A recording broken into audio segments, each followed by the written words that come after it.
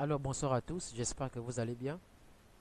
Comme je l'ai dit dimanche, je vais essayer de vous faire un résumé de tout ce qu'on a vu durant le live.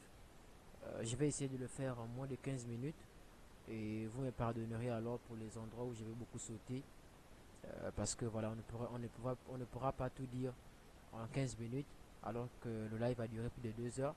Donc je vais essayer de faire un récapitulatif de la formation et en même temps des points qui ont été vus.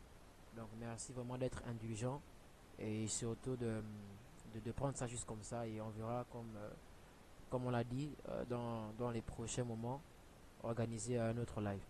Alors donc je vais essayer de vous faire un récap en même temps avec le support. Voilà, je vais essayer de partager ça comme ça. Donc le programme il s'intitulait Initiation à l'outil Pixelab, d'accord. Et nous avons tenu cela le 7 juillet à 20 h. C'est vrai que nous avons commencé peut-être à 20 h 10 avec un peu de retard, mais ça s'est tenu et on a fait plus de 2 heures. Donc on a fait la présentation de l'application, on a fait un tuto pratique et on a fait une conception illustrée. Bon, on n'a pas fait jusqu'à la fin, j'ai juste montré certaines étapes parce que s'il fallait reconstituer cette affiche là que vous voyez, d'accord, on devait prendre plus de temps que prévu. Donc on a juste montré les éléments qu'on a utilisés, les ressources, comment on les a positionnés. Donc, et on avait ce programme là. Voilà, donc le plan il était divisé en 4 parties. Et dans un premier temps, on a parlé de Pixelab théorie. Donc c'est là où on a vu toutes les théories de Pixelab, à savoir les éditions de photos, où est-ce qu'il est né, qu'est-ce qu'il implique, etc. Deuxièmement, on a parlé du design en englobant. Donc on ne s'est pas seulement limité au logo, au flyer, au cas de visite. On a essayé de parler un peu de tout. Et dans cette partie, j'ai essayé juste de retenir ce que je pouvais retenir. Parce qu'il y a beaucoup à dire sur le design. C'est très très très vaste. Voilà. Et on rappelait que le design, ce n'est pas seulement ce qu'on fait d'habitude. On le fait d'habitude parce que c'est la demande. Mais le design, c'est plus que ça. Troisième partie, on a parlé de la pratique. Et dans cette pratique, c'est là où on a vu Pixelab sur mobile. Voilà, donc on est quitté sur le support, on est directement allé sur le téléphone mobile. Et dernièrement, on a fini par la phase question-réponse. Donc la Pixelab théorie, je l'ai divisée en 4 parties et en 9 parties. Donc la première partie, elle considère en effet, premièrement, l'éditeur de photos.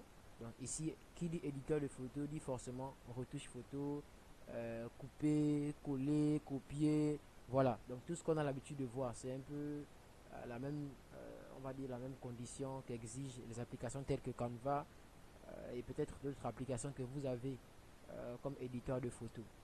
Et deuxièmement, on a parlé de l'outil de conception graphique. Bien évidemment, si on est sur mobile, si on a Pixelab, c'est pour concevoir des graphiques. Voilà. Et qui dit graphique dit beaucoup de choses. Et on va voir ça dans la suite, qu'il y a beaucoup de types de graphismes. Voilà. Et troisièmement, on a dit que Pixelab nous permet de gérer nos calques. Et ça, c'est un élément vraiment important qui est dans Pixelab.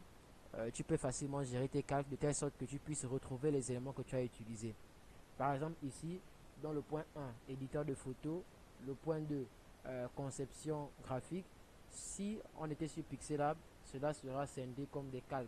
Et on pourra dire par exemple qu'en premier lieu, le premier calque c'est éditeur photo, le second c'est outil de conception graphique et le troisième c'est gestion des calques. D'accord. Voilà. Et donc, quatrièmement, on terminait avec l'application d'imagination et de création. Et je disais ici que ça c'est un élément que moi-même j'ai ajouté. Les autres, vous pourrez les retrouver même sur Internet. Mais j'ai insisté sur le fait que c'est une application d'imagination et de création. C'est parce que je vous avais partagé une fois une affiche et un logo. Je vous avais dit que je pensais à ça quand j'étais à l'école. Et j'ai décidé d'aller sur l'application pour commencer à dessiner ça. J'ai commencé à dessiner d'abord sur la feuille avec mon crayon. Mais après, je suis allé sur l'application pour essayer de, on va dire, le conceptualiser. Vous voyez un peu. Pour lui donner un peu une forme plus réaliste que cela. Et ça a marché. Donc c'est pourquoi je parle de l'application d'imagination et de création. Et si vous regardez bien, le slogan de JM Design, c'est imagine et crée. D'accord. Donc c'est assez simple, c'est pas compliqué, c'est juste ça.